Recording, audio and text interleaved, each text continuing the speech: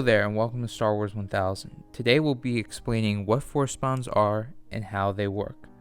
Force bonds is a concept in both canon and Legends material, so I will be exploring how the force bonds worked in both.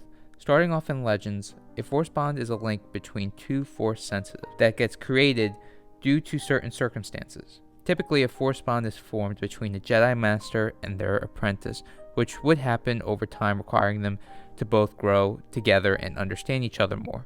But that's not always the case to how force bonds are formed. It was also said that moments of death or near-death experiences could cause a force bond. That was how the force bond between Bastila and Revan in Knights of the Old Republic was created. They formed a connection when Bastila used the Force to preserve Revan's life, which ended up saving him.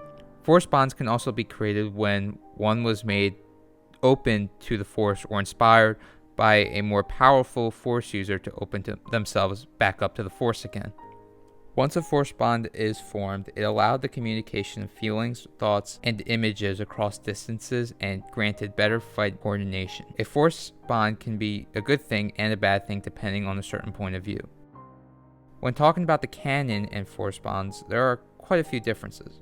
Force bonds in the canon are similar with the way that they share each other's thoughts and feelings, but the major difference is they basically can FaceTime with one another no matter where they are in the galaxy.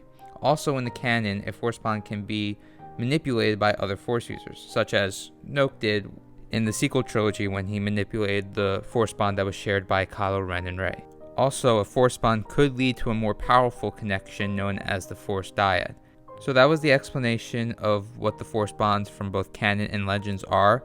It's still being developed, the concept of the force bond, more in the canon, because it's still a concept that's fairly new. It was first introduced in The Last Jedi in the canon timeline. And I'm sure we'll get more information on what the force bond can do and more abilities that it can have and some of the more consequences of the force bond. Maybe we can get in some future material.